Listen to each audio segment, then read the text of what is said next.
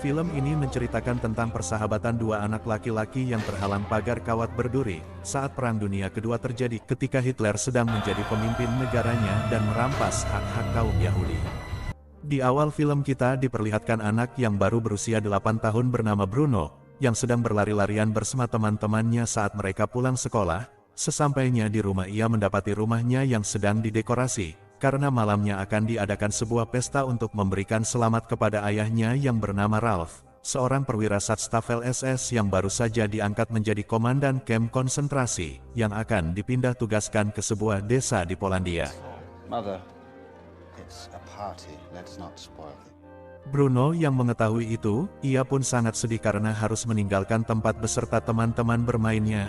Namun ia yakin bahwa di tempat barunya itu, ia akan mendapatkan banyak teman-temannya di sana.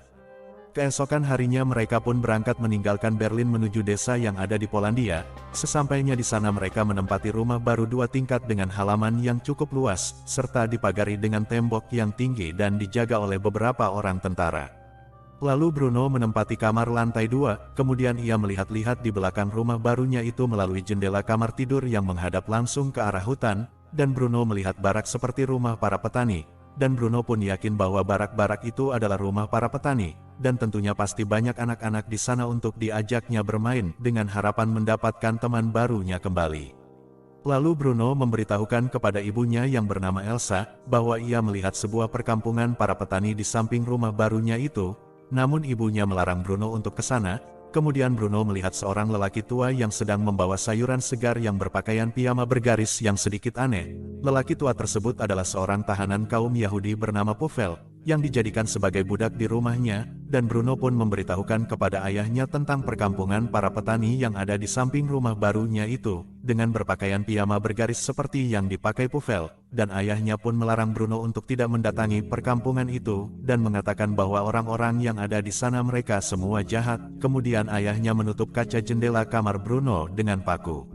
Hari demi hari Bruno mulai merasa bosan dan kesepian saat tinggal di rumah barunya itu, yang jauh dari kota tanpa adanya tetangga dan anak-anak untuk diajak bermain bersamanya. Bahkan orang tua Bruno melarangnya untuk pergi ke sekolah dan mendatangkan seorang guru ke rumahnya bernama Herlisset untuk mengajar di rumah barunya itu beserta kakak perempuannya bernama Gretel, yang sangat mengagumi Adolf Hitler serta sangat membenci dengan orang Yahudi.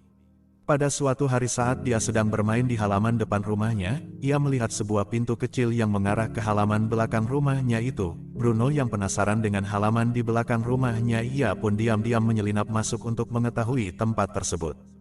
Namun ibunya yang melihat Bruno di balik jendela kamarnya, ia pun langsung menyuruh Bruno untuk masuk kembali ke dalam.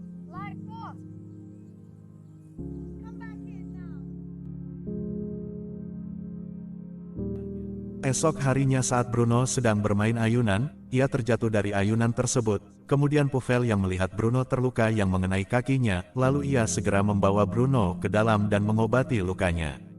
Bruno yang berpikir dia harus dibawa ke rumah sakit, namun Puvel mengatakan bahwa Bruno baik-baik saja dan tidak harus dibawa ke rumah sakit. Lalu Puvel memberitahu Bruno bahwa ia dulunya adalah seorang dokter. Bruno yang mengetahui itu ia pun terkejut bahwa ada seorang dokter yang sedang bekerja di rumahnya sebagai pembantu. Beberapa menit kemudian ibunya Bruno yang baru saja pulang dari kota, ia melihat Puvel yang sedang merawat luka anaknya. Dengan agak bingung ia pun mengucapkan terima kasih kepada Puvel. Thank you. Esok harinya Bruno yang sudah benar-benar merasa bosan, lalu ia memberanikan diri untuk menuju hutan yang berada di belakang rumahnya tersebut, dan ia pun sampai di sebuah kamp yang dipagari kawat berduri. Kemudian Bruno melihat seorang anak kecil seumuran dengannya yang berkepala pelontos, dengan memakai baju piyama bergaris yang sama dengan yang dipakai Puvel.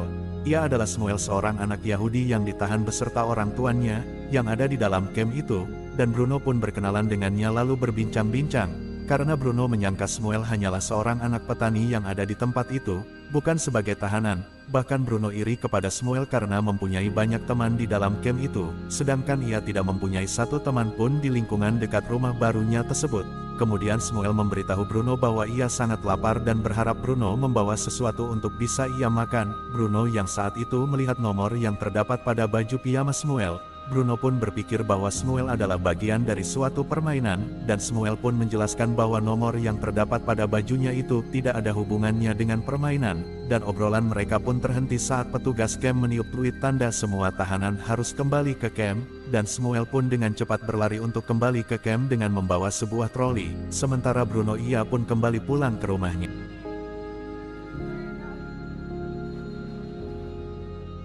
Elsa yang saat itu baru pulang dari kota bersama ajudan suaminya yang bernama Kurt Kotler, ia mencium bau dari asap pembakaran yang begitu menyengat, lalu Kurt memberitahukan Elsa bahwa asap itu berasal dari camp hasil dari pembakaran mayat orang-orang Yahudi. Elsa yang mengetahuinya ia pun terkejut dan segera menemui suaminya, dan Ralph pun menjelaskan kepada istrinya bahwa dia ditugaskan untuk memimpin mengeksekusi orang-orang Yahudi. Setelah mengetahui itu, Elsa pun tampak ngeri kepada suaminya tersebut. Esok harinya Bruno yang akan kembali mengunjungi Shmuel secara sembunyi-sembunyi. Ia memasukkan beberapa potong kue ke dalam tasnya untuk diberikan kepada Shmuel. Sesampainya di sana, Shmuel pun begitu lahap memakan kue yang diberikan Bruno. Kemudian Bruno melemparkan bolanya ke dalam camp itu untuk mengajak Shmuel bermain. Namun Shmuel mengembalikan bola itu kepada Bruno, kemudian memberitahu Bruno bahwa itu akan menjadi masalah jika para tentara penjaga camp melihatnya. Kemudian Shmuel berlari kembali ke camp untuk menghindari hal buruk yang akan terjadi pada dirinya. Dengan rasa kecewa Bruno pun pulang kembali ke rumahnya. Esok harinya Bruno yang saat itu melihat Shmuel berada di rumahnya yang sedang membersihkan gelas-gelas anggur. Kemudian Bruno menghampirinya dan memberikan beberapa potong kue pada Shmuel. Kurt yang melihat Shmuel sedang memakan kue itu ia langsung memarahinya dan menuduhnya pencuri. Shmuel yang merasa tidak mencuri kue itu ia pun mengelak dan memberitahukan Kurt bahwa kue yang ia makan pemberian dari Bruno. Kemudian Kurt bertanya kepada Bruno apa yang dikatakan Shmuel. Karena ketakutan ia pun berbohong dan mengatakan bahwa ia tidak mengenal Shmuel. Lalu Bruno kembali ke kamarnya dan menangis menyesali perbuatannya yang menyebabkan Shmuel mendapatkan hukuman dari Kurt. Kemudian ia melihat beberapa orang tentara datang ke rumahnya, dan mereka langsung memasuki ruangan khusus. Bruno yang ingin mengetahui kegiatan para tentara itu di dalam ruangan, kemudian ia mengintip melalui lubang udara dan melihat para tentara itu sedang menonton film dokumentasi tentang kehidupan di dalam kamp konsentrasi yang ditempati Shmuel. Dan Bruno pun diam-diam menonton film dokumenter itu dan memperhatikan bahwa anak-anak yang ada di dalam camp tersebut mereka sedang bermain-main bersama anggota keluarganya yang semua tampak senang menikmati waktu mereka, dan yang sebenarnya itu hanya film dokumenter palsu yang akan diperlihatkan kepada dunia luar untuk menyembunyikan kekejaman mereka. Bruno yang masih kecil dan tidak memahami semua itu, ia pun segera memeluk ayahnya setelah melihat film dokumenter positif tersebut, dan berpikir bahwa ayahnya adalah seorang pria yang baik. Setelah itu Bruno kembali menuju camp menemui Samuel untuk meminta maaf. Sesampai di camp ia melihat Shmuel sudah terluka di bagian matanya atas tuduhan mencuri kue yang dilakukannya bersama Bruno. Kemudian Bruno meminta maaf atas kesalahannya dan Shmuel pun memaafkan Bruno dan mereka berdua pun berjabat tangan. Kemudian mereka berbincang-bincang dan Bruno mengatakan kepada Shmuel bahwa ia melihat kehidupan di dalam camp itu yang sangat menyenangkan, serta anak-anak di sana yang sedang bermain bersama lewat film dokumenter, yang kenyataannya jauh dari apa yang Bruno bayangkan. Lalu Ralph memberitahu Bruno dan Gretel bahwa besok mereka bersama ibunya akan kembali ke Berlin dan tinggal kembali di sana. Setelah mendengar itu Bruno pun sedih karena akan meninggalkan sahabatnya Shmuel. Lalu Bruno kembali ke camp menemui Shmuel untuk memberitahukan bahwa besok ia akan kembali ke Berlin, namun Shmuel tidak menanggapinya karena ia sudah merasa sedih dengan kehilangan ayahnya di dalam camp. Bruno yang mengetahui ayah Shmuel hilang, kemudian ia berjanji akan membantu Shmuel untuk menemukan ayahnya kembali sebelum ia berangkat ke Berlin. Karena Bruno ingin menebus kesalahan yang telah ia lakukan kepada Shmuel tempo hari, lalu Bruno meminta Shmuel untuk mempersiapkan baju piyama yang sama dengannya besok, agar bisa masuk ke dalam camp tersebut. Keesokan harinya Bruno pun bersiap-siap menemui Shmuel untuk yang terakhir kalinya, dengan mencuri sandwich yang ada di dapur, lalu ia meminta izin kepada ibunya dan berbohong bahwa ia akan pergi bermain ayunan untuk terakhir kalinya, sebelum ia pergi ke Berlin. Dan ibunya pun mengizinkan Bruno bermain ayunan untuk yang terakhir kalinya. Kemudian Bruno segera pergi menuju camp dengan membawa alat penggali tanah berupa sekop, dan sesampainya di sana, lalu Samuel memberi Bruno pakaian piyama bergaris tahanan dan topi untuk menutupi kepalanya yang tidak dicukur.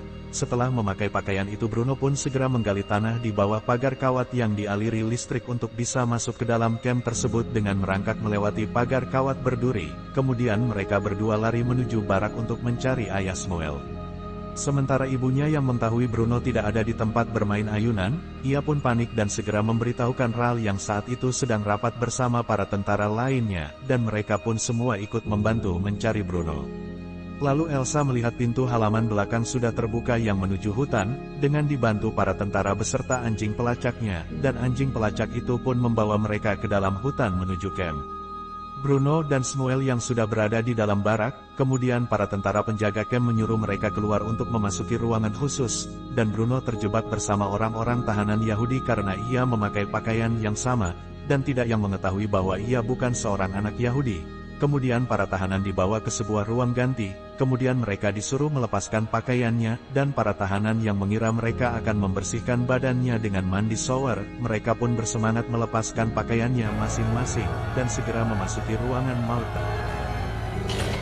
Sementara Ral yang sudah tiba di camp dan menemukan pakaian Bruno di luar pagar, ia pun menyimpulkan bahwa putranya Bruno sudah berada di dalam camp itu bersama tahanan lainnya yang akan dieksekusi mati. Lalu ia dengan cepat memasuki camp itu dan memerintahkan para tentara untuk mencari Bruno. Sementara itu Bruno dan Samuel dibawa ke dalam ruangan yang tanpa mereka ketahui apa yang akan terjadi setelah mereka berada di dalam ruangan maut tersebut. Kemudian dari atas terlihat salah seorang tentara Nazi menuangkan gas beracun ke dalam ruangan itu, dan orang-orang yang ada di dalam ruangan itu pun panik dan berteriak histeris sementara Bruno dan Samuel mereka berdua saling berpegangan tangan saat ajal menjemput mereka berdua.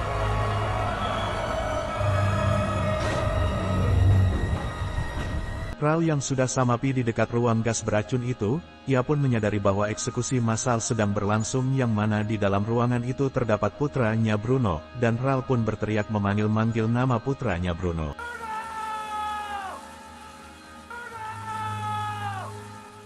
Elsa yang mendengar teriakan suaminya yang sedang memanggil-manggil putranya Bruno, ia pun menangis dan lemas tak berdaya sambil memeluk pakaian yang terakhir kalinya yang dipakai Bruno.